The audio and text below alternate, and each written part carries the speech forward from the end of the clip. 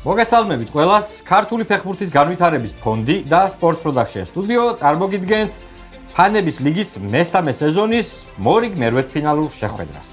და დღეს ერთმანეთის პირისპირ წარსდგებიან 7-7-ზე ფეხბურთის ასოციაციის გუნდი და ფოთის კოლხეთი. მოგესალმებით მეგობრებო, დავიწყებთ ფოთის კოლხეთის წარდგენას, ვინაიდან თქვენ ახლები ხართ ამ სეზონში. სანდრო ლოსაბერიძე და გიორგი მელქაძე, როგორ ხართ? ვაშვებით, რა ხდება თქვენსკენ? მადლობა, კარგად, პირველად ვართ, გვიხარია რომ აქ ვართ და რავი, ვეცდებით რომ კარგი თამაში ვაჩვენოთ. ძალიან კარგი, წარმატებას გისურვებთ. ნელ-ნელა მე წესებიც ახლა ალბათ გეცოდინებათ ვაიცი და იმედია თუ რაღაცა იქნება შეგიძლიათ, თვითონ არ არის პრობლემა. წარმატებები თქვენ და თქვენი მოწინააღმდეგე გუნდი, საკმაოდ უკვე გამოცდილი გუნდი, მესამე სეზონია უკვე მათთვის, ლაშა ჩალაძე და აკაკი ხლაბუსტოვი. როგორ ხართ? რა ხდება თქვენსკენ, რა ხდება? თქვენ გარდა აქ თამაშზე გავიგე კი ბატონო ვიცნობთ და თამაშობთ ხოლმე ჩვენთან, მაგრამ თვითონ თქვენ სფეროში, როგორც ვიცი, ძალიან დიდი ამბები გქონდათ ცოტა ხნის წინ და საკმაოდ წარმატებით ჩაიარა, ხო? სოფლიო საკლუბო ჩემპიონატს უმასპინძლეთ, საკმაოდ კარგად და სასიხარულოა ის, რომ ქართული კლუბი გახდა გამარჯვებული და რა თქმა უნდა, გილოცავთ, ვიცი, როგორც ცდილობთ ხოლმე და გულშევატკივრობთ, გილოცავთ, რა თქმა უნდა, იმასაც, რომ ქართული კლუბი გახდა და იმასაც, რომ ასე კარგად ჩაიარა ყველაფერმა და ასე კარგად უმასპინძლეთ. მადლობა, რომ თქვენთან ვართ და ამ თამაში ვართ. გაიხარეთ, დიდი მადლობა თქვენ. წარმატებას გისურვებთ, რა თქმა უნდა, შეგვიძლია დავიწყოთ და ვიწყებთ ხოლმე ტრადიციულად უცხოური ტურით, სადაც თითო შეკითხვაზე იქნება თითო სწორპასუხზე, უბრალოდ იქნება თითო ქულა, პასუხები არის დასწრებაზე, უნდა დავაჭიროთ, რო აინთება, უნდა უპასუხოთ შეკითხვას. მაშ ასე შეგვიძლია დავიწყოთ უცხოური ტურის პირველი შეკითხვა. ლეგენდარულმა იტალიელმა მცველმა კარიერა 2007 წელს დაასრულა და მილანს 663 ოფიციალური თამაშით გამოეთხოვა. ამ დააჭირა კოლხეთმა კოსტაკოტას სწორი პასუხია. თამაშების რაოდენობა გახსოვდა თუ? წელიც გახსოვდა. წელიც გახსოვდა, კი ბატონო. წელიცო, ესე იგი თამაშების რაოდენობა გახსოვდა. კი ბატონო, 1-0 ანგარიში, შემდეგი შეკითხვა. კარიერის საუკეთესო წლები ამ შვედმა ფორვარდმა პარმაში გაატარა. მცირეხნით კი ლიდს იუნაიტედში ითამაშა. ბროლინი. ვახ. სწორია ბროლინი, თომას ბროლინი. 2-0 ანგარიში, შემდეგი შეკითხვა. თომას ბროლინი. თომას ბროლინი. ვენ მაშინ წესით პატარები უნდა ყოფილიყავით თომას ბროლინის არა. ხო. კარგია რომ იცით. შემდეგი შეკითხვა. ეს ახალგაზრდა კაცი 2018-2020 წლებში ზედიზედ 3-ჯერ აღიარეს წლის მწვრთნელად სამხრეთ ამერიკაში. სადღეისოდ კი ყველაზე ტიტულიანი სპეციალისტია, ვისაც კი ოდესმე უმუშავია რივერ პლეიტში. მარტო ის რა დღის, რომ მან 2-ჯერ მოაგებინა ლიბერტადორესი. გალიარდო სწორი პასუხია, კი ბატონო, 3-0 ანგარიში. თქვენ მომზადებულები. შემდეგი შეკითხვა. ბორებზე იყვნენ. შემდეგი შეკითხვა. ბრაზილიის ნაკრების შემადგენლობაში. აბა?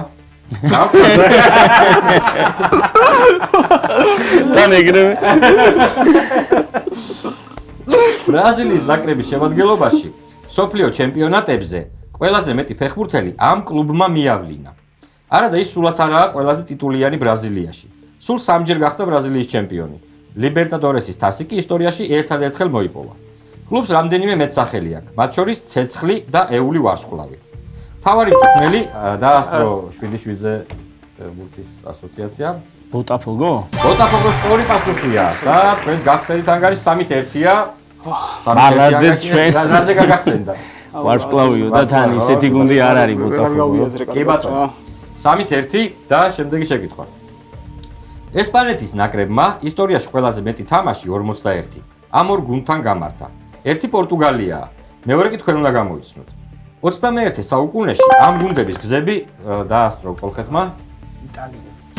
იტალიას სწორი პასუხია, 21 საუკუნეში ბევრჯერ მოუწიათ საპირისპირება და 4-1-ია უცხოური ტურის შემდეგ. კარგია რომ კითხვა არ ჩავარდნილა და გადავდივართ ფოტო ტურზე. ფოტოტურზე პირველი ფოტო იქნება, ანუ 3-4-ზე ფოტო, ასე ვეძახით ამ რუბრიკას. ფეხბურთელი და წარსულის, ანუ მოქმედი ფეხბურთელი იქნება გამოსახული, ჯერ პატარა ფრაგმენტს ვნახავთ. ამ ფოტოსაც თუ გექნებათ პასუხი, შეგიძლიათ დააჭიროთ. თუ დააჭერთ და არასწორად უპასუხოს, მეორე გულს შეუძლია ბოლომდე გახსნას ფოტო და მეორე უპასუხოს. მაშინ ასე ფოტოტურის პირველი შეკითხვა 3-4-ზე ფოტო. აბა, აი მარტო ამ დეტალით გუნდი გივიცა. ძალიან უნდა გაგვიჭირდეს. გუნდი შეიძლება? არა, ფეხბურთელი რა ვთქვა ხო? ფეხბურთელი რა ვთქვა? ნუ ძალიან რთული არის, რა თქმა უნდა, მარტო ასე გამოსნობა. რადგან არ არის პასუხი, გავხსნათ მეორე ნაწილიც ამ ფოტოსი. აზრი არა. ხო, ამიცაც ცოტა რთულია. აი ზამაიც იდაყვებიდან ზემოთ თუ არ უგვეცნობა. ნუ ინგლისური. არ გვაქვს პასუხი და გავხსნათ ბოლომდე და დასწრებაზე იქნება. ვაუ. აბა. ისმეს? ჰოლანდის მამაა ეს? არა, არ არის. ჰოლანდი არ არის. თქვენ ხო არ გაქვთ რამე ვერსია? არა. შეიცვალა იმისფერი. პირსი არის ეს ფეხბურთელი. შემდეგი ფოტო იქნება მეგობრებო, რომელიმე საერთაშორისო მატჩიდან. თქვენ უნდა დაასახელოთ ორი ნაკრები, რომელი ორი ნაკრებია ამ ფოტოზე გამოსახული. მეტი არაფერი არ გჭირდება და გავხსნათ პირველი. აბა, მარტო ამით. აი, დააჭირა.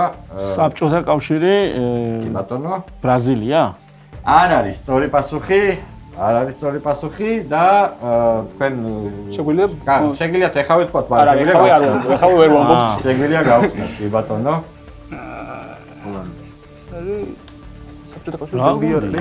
ისმეთ? ბელგია საბჭოთა კავშირი. ბელგია 86 წლის საბჭოთა კავშირი ბელგია მსოფლიო ჩემპიონატის მატჩი გახლავთ. ბელანოვი უტყავდა თუ არ ვცდები. და ანგარიში ხდება 5-1. შემდეგი კითხვა არის უკვე ორქულიანი. მეგობრებო, აი ორქულიანს მივაწვი. ორქულიანს ელოდებოდი. ეს ორი კაცი რო. აქ ორქულიანში საქართველოს თემატიკა, ქართულ ფეხბურთზე, ანუ ერთ-ერთი ნაკრები იქნება, ფოტოზე იქნება საქართველოს ნაკრები და ვის ეთამაშებოდა საქართველოს ნაკრები იმ შეხვედრაში ეგ უნდა გამოვიხსნათ. გავხსნათ პირველი ფრაგმენტი. ერთია საქართველოს ნაკრები და მეორე ვინ არის? ისე აქ ისიც გასარკვევია რომელია საქართველოს ნაკრები. თეთრი ჩვენა ვარ. ტრენავა და ჩვენ მენა თეთრი. ბატონო. თეთრი ჩვენ ვარ. რადგან არ ჩანს პასუხი, გავხსნათ კიდევ ერთი აუმატოთ. დააჭირა მასტერ ლიგა. დანია, ხო? კი ბატონო, სწორი პასუხია. დანია თუმე მართლა ამას ელოდებოდით ორქულიანს. რაღაცა ვეღარ გავიაზრე. კი ბატონო, ის იმაზე ვიცანი, ჰუმელის. და ამ თამაშზე ვიყავი, სადაც არის ეს თამაში და ვერ გამოვიდა. დანია საქართველოს სამწუხარო ანგარიში დაფიქსირდა და აღარ ვიტყვი და აღარ უნდა თქვი. 5-3 ანგარიში, ანუ 5-1 იყო და 5-3 გახდა ანგარიში და გადავდივართ ქართულ ტურზე, სადაც უკვე ყველა პასუხი არის ორქულიანი. მეგობრებო, ასე რომ საკმაოდ მნიშვნელოვანი ტურია. მაშინ ასე ქართული ტურის პირველი შეკითხვა. უცხოეთში მოთამაშე ქართველებიდან ის ერთ-ერთი ყველაზე ტიტულიანია. 4-ჯერ გახდა უნგრეთის ჩემპიონი. ერთხელ კი კვიპროსის პირველობა მოიგო. 19 წლის იყო, როცა პირველად ითამაშა ნაკრებში. 2015 წელს მსოფლიო ჩემპიონ გერმანიასთან მატჩში შესვლაზე შევიდა. ურიგოდ არ უთამაშია და დღეს ვილისან დაასწრო კოლხეთმა. ლაშადვალის სწორი პასუხია. ბატონო, აქეთაც იყო რაღაც ძველებში წავედი უფრო და ხო, არა, ძველებიდან არა, 4-ჯერ უნგრეთის ჩემპიონი. ხო. არა. 7-3 ანგარიში და შემდეგი შეკითხვა. ფეხბურთელს, რომელიც უნდა გამოიცნოთ, ეროვნულ ნაკრებში 30-მდე მატჩი აქვს ჩატარებული. კარიერის საუკეთესო წლები თბილისის დინამოში და ლოკომოტივში გაატარა. უთამაშია თელავის კახეთში, ხაშურის ივერიაში, ქუთაისის ტორპედოსა და ბათუმის დინამოში. უცხოეთში კი მხოლოდ ორ კლუბში, რიგის კონტოში, შემდეგ კი სამარის კრილია სოვეტოვში. 2000 წელს, როცა იტალიაში ალესანდრო დელ პიეროს ორი პენალტით მოუგო საქართველოს იტალიამ, ჩვენი გუნდის კარს სწორედ ის იცავდა. ისმენთ? გვარამაძე. გვარამაძე სწორი პასუხია. კოშკა, დავით კოშკა გვარამაძე სწორი პასუხია. 7-5 ანგარიში და შემდეგი შეკითხვა. ვარსად არ ყოფილი. ბელგიის მეხელენი, ისრაელის ჰაიფა, შვეიცარიის არაუ. ეს იმ ბათუმელი ფორვარდის კლუბების ჩამონათვალია, დააჭირეთ ხო არა? დააჭირე მაინც რო აინთოს. აჰა. ისა რა ქვია? არა. რა ქვია, რა გვარია? ხომერიკი. ელა ხომერიკი, სწორი პასუხია, ლევა ხომერიკი და ანგარიში გათანაბრდა და 7-7 ანგარიში. 7-7 აი ანგარიში. 7-7 კარგია. 7-7-ზე ფეხბურთი. მაგან გარის იმავშენა. დაუსტვინეს უდია ხო მაგას. ორი კითხვები იყო ეს ბოლო. კიდე ორი კითხვაა ქართულ ტურში. მეოთხე შეკითხვა. ეს ნახევარმცველი ყაზახეთში, ალმატიში დაიბადა. ფეხბურთის თამაში კი ქუთაისის ტორპედოში დაიწყო 1962 წელს, სადაც ძირითად შემადგენლობაში დამკვიდრდა და 1967 წელს თბილისის დინამოს შეუერთდა. 1973 წელს მოთამაშის კარიერის დასრულების შემდეგ მწვრთნელობა დაიწყო და ნოდარ ახალკაცის თანაშემწე გახდა. ამ თანამდებობაზე 1984 წლის ჩათვლით იმუშავა და დიდი წვლილი შეიტანა დიდი დინამოს იმდროინდელ წარმატებებში. 1994-95 წლების სეზონში რამდენიმე თვით წვრთნიდა დინამოს. 97 წელს კი მცირეხნით ქუთაისის ტორპედო ჩაიბარა. აბა თუ გვახსენდება ნახევარმცველი. ამბები ნიშნებაა, მაგრამ შევერავი. მართალი გითხრათ მე უფრო როგორც ხო აი უფრო სამწვრთნელოდან მახსოვდა თამაშიდან იმედად არა. თამაში რაღაც ხოშები ვარ მაგრამ. არ გვაქვს ხო პასუხი? არა. ნუ გარიცხვა შეგიძლიათ ხოლმე არაფერს არ კარგავთ, მაგრამ მაინც თუ არ არის პასუხი, ვიტყვი სერგო კუტივაძე იყო ეს ადამიანი, რომელიც ნოდარ ახალკაცის თანაშემწე იყო. ნამდვილად იმ დინამოში. 7-7 შენარჩუნდა. ეს გვაწყობდა. სტაბილური 7-7 გაწყო.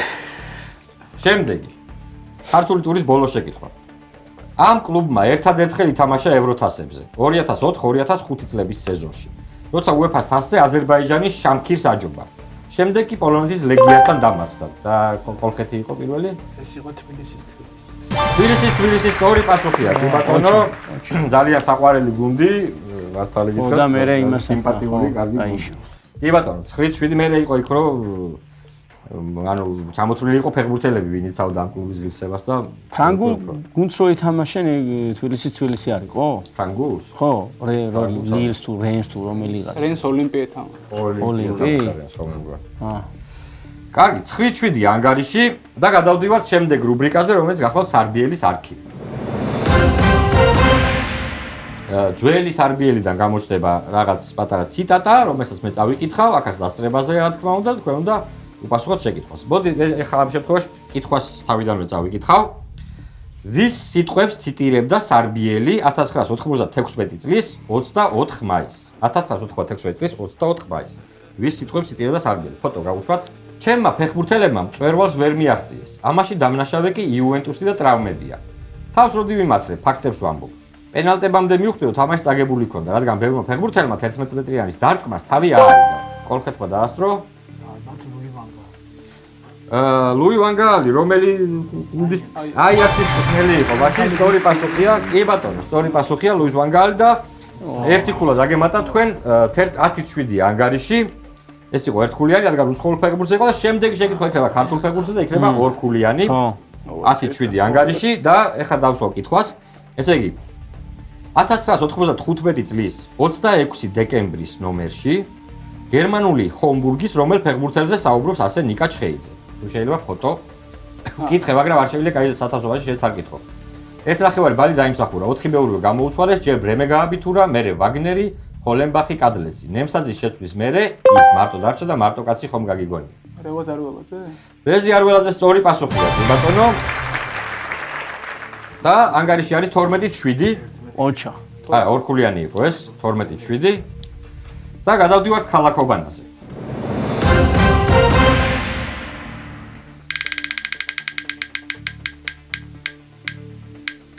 ასობ გერა ჯ. ამ აფრიკული ნაკრების მოგვარეა ომარ ფხაკაძის გმირი კინოფილმიდან ხარება და გოგია. ესეთი შეკითხვა. ამ აფრიკული ნაკრების მოგვარეა ომარ ფხაკაძის გმირი კინოფილმიდან ხარება და გოგია. ქვეყანა? ხო, ნაკრები ქვეყანა. ჩუზერა კლუბი. ვა, მალადეჩი. 1893 წელს დაარსებული ეს იტალიური კლუბი უძველესია, რომელიც დღემდე არსებობს. 1893 წელს დაარსებული ეს იტალიური კლუბი უძველესია, რომელიც დღემდე არსებობს. უცხოელი ფეხბურთელი. ამ ლეგენდარულმა ინგლისელმა ნახევარმცველმა ერთხელაც ვერ მოიგო პრემიერლიგა. თუმცა 2005 წელს UEFA-მ ჩემპიონთა ლიგის საუკეთესო ფეხბურთელად დაასახელა. ამ ლეგენდარულმა ინგლისელმა ნახევარმცველმა ერთხელაც ვერ მოიგო პრემიერლიგა, თუმცა 2005 წელს UEFA-მ ჩემპიონთა ლიგის საუკეთესო ფეხბურთელად დაასახელა. ქართველი ფეხბურთელი. ბორის პაიჭაძესთან ერთად ის 30-იანი 40-იანი წლების თბილისის დინამოს მთავარი ვარსკვლავი იყო. ბორის პაიჭაძესთან ერთად ის 30-იანი 40-იანი წლების თბილისის დინამოს მთავარი ვარსკვლავი იყო. და მწვრთნელი ლიბიაში დაბადებულმა იუვენტუსის ლეგენდარულმა მცველმა 2004 წელს იტალიას ევროპის ახალგაზრდული ჩემპიონატი მოაგებინა, როგორც მწვრთნელმა. ლიბიაში დაბადებულმა იუვენტუსის ლეგენდარულმა მცველმა 2004 წელს იტალიას ევროპის ახალგაზრდული ჩემპიონატი მოაგებინა, როგორც მწვრთნელმა. პაშაზე დავიწყოთ ჯივასოზე. ჯერ ვაჩვენოთ თუ შეიძლება კამერებს რა დავწერეთ, ვუშვიროთ კამერებს. რომ ჩანდეს რომ ყველას ვიწერია ყველაფერი და დავიწყეთ. ნაკრები ჯიბუტი გვიწერია. ჯიბუტი რა თქმა უნდა სწორი პასუხია. იტალიური კლუბი უძველეს რომელიც დღემდე არსებობს, ჯენოა სწორი არის, 14-9 არის ანგარიში. ლეგენდარული ინგლისელი რომელმაც ვერასდროს მოიგო პრემიერ ლიგა, მაგრამ ჯერარდი სწორი პასუხია. 15-10 ანგარიში. ქართველი ფეხბურთელი ბორის პაიჭაძესთან ერთად დინამოს ერთ-ერთი მთავარი ვარსკვლავი იყო. ჯეჯელავა. თქვენ არ გაქვთ ხო ბოლო ორი? გაიო ჯეჯელავა სწორი პასუხია 18-10 ანგარიში და მწვრთნელი რომელმაც იტალიას ახალგაზრდული მოაგებინა 2004 წელს ჯენტილე. კლაუდიო ჯენტილე იყო სწორი პასუხი. თქვენ მალადეს ხო? ოჩო. ის არა, გვაქვს ამაზე დაჭერა ხომ არა, ესე რომ დავარტყათ ხენ. 21-10 ანგარიში და შემდეგი ქალაქობანას ბოლო ტური, სადაც ამ შემთხვევაში უკვე 100-ს აღარ ვამბობთ, რა 100-ზე იწყება პასუხები. უბრალოდ ყველა კითხვაზე პასუხი ამ 100-ზე იწყება, უბრალოდ თქვენ თვითონ უნდა მივხვდეთ. კი ბატონო. დავიწყოთ ნაკრები. ნაკრები, რომელსაც საქართველოს სტუმრად ყველაზე დიდი ანგარიშით მოუგო ისტორიაში. ნაკრები, რომელსაც საქართველოს სტუმრად ყველაზე დიდი ანგარიშით მოუგო. კლუბი. ამ კლუბის მაისურით ზაქარია ბეგლარიშვილმა 4-ჯერ მოიგო ესტონეთის ჩემპიონატი, 2-ჯერ თასი, 3-ჯერ კი სუპერთასი. ამ კლუბის მაისურით ზაქარია ბეგლარიშვილმა 4-ჯერ მოიგო ესტონეთის ჩემპიონატი, 2-ჯერ თასი, 3-ჯერ კი სუპერთასი. უცხოელი ფეხბურთელი. ამ სუპერვარსკვლავს მეტოქე გუნდში გადასვლის გამო ღორის თავი ესროლეს. ამ სუპერვარსკვლავს მეტოქე გუნდში გადასვლის გამო ღორის თავი ესროლეს. ქართველი ფეხბურთელი. პირველი ეროვნული ჩემპიონატის თანაბომბარდირი გია გურულთან ერთად. პირველი ეროვნული ჩემპიონატის თანაბომბარდირი გია გურულთან ერთად. და მწვრთნელი.